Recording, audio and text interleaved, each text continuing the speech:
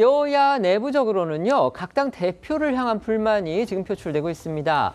민주당 정청래 대표의 경우에는요, 야심차게 추진했던 이른바 대의원 권리당원 1인 1표제. 이게 지난 주말 중앙위에서 전격 부결이 되면서 지금 위기에 봉착했다는 평이 많습니다. 또 국민의힘의 장동혁 대표 같은 경우는요, 비상계엄 사과 논란에서 벗어나지 못하면서 두 사람이 동시에 리더십이 흔들리고 있다, 이런 지적이 많습니다. 자세한 내용 전해드리겠습니다. 정청래 대표는 지난 5일 자신이 주도해 추진한 당원 1표제 도입안이 최종 관문인 중앙위원회에 부결되면서 위기에 봉착했습니다.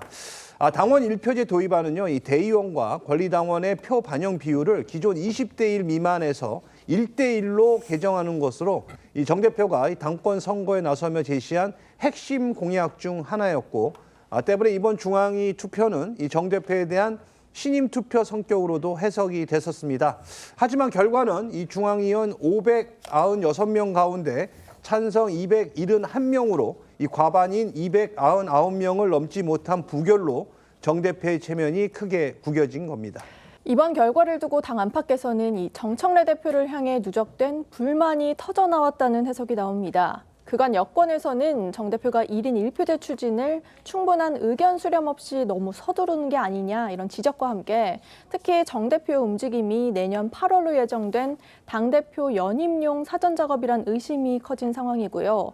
또 정권 초반임에도 정 대표가 대통령실과 자주 엇박자 내는 모습을 보인 것도 영향을 미쳤을 거란 분석입니다. 여기에 중앙위원들이 당 지도부를 포함해서 현재 국회의원, 지역위원장, 시도지사 등 당 핵심 인사들인 점을 고려하면 정 대표가 아직까지 당 주류 조직을 끌어안지 못한 거란 풀이도 나오는데요. 관련 목소리들 듣고 오시죠.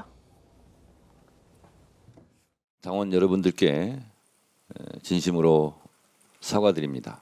전당대회 때 약속한 공약을 지키기 위해 노력했으나 중앙위원회에서 부결됨으로써 저의 약속을 지킬 수 없게 되었습니다. 정청래 대표님 리더십에 대한 불신 성격이라는 해석도 많은데. 예, 뭐 그거는 해석의 영역이니까요. 예, 그렇게 해석하는 시각도 있을 수 있다고 생각합니다만. 1인 1표제가 이렇게 부결로 이어지면서 다가올 최고위원 보궐선거가 친명계 대 친청계, 이른바 명청 대결 구도가 될 것이다, 이렇게 전망하는 언론 기사들도 많습니다. 민주당은 내년 지방선거를 앞두고 최고위원직을 사퇴한 3명의 빈자리를 채우기 위해 다음 달 11일쯤 최고위원 보궐선거를 치를 예정입니다. 그리고 그 최고위원 후보에 거론되는 인물들만 봐도 명청 구도가 뚜렷해 보인다는 게 정치권 해석인데요. 우선 지난달 5일 기자회견까지 열어 부산시당 위원장 경선 컷오프를 두고 정 대표에게 독재라고 비판했던 친명계 유동철 지역위원장의 출마가 거론되고 있고요.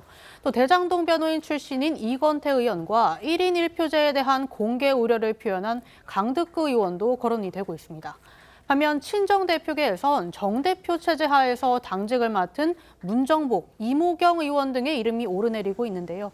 다만 박수현 수석 대변인은 어제 자신의 SNS에 민주당엔 친명만 있을 뿐 친청은 없다는 글을 올리며 갈등설을 일축했습니다. 패널분들께 질문 2가지 드리도록 하겠습니다. 먼저 이 민주당 정청래 대표에 관한 부분인데요.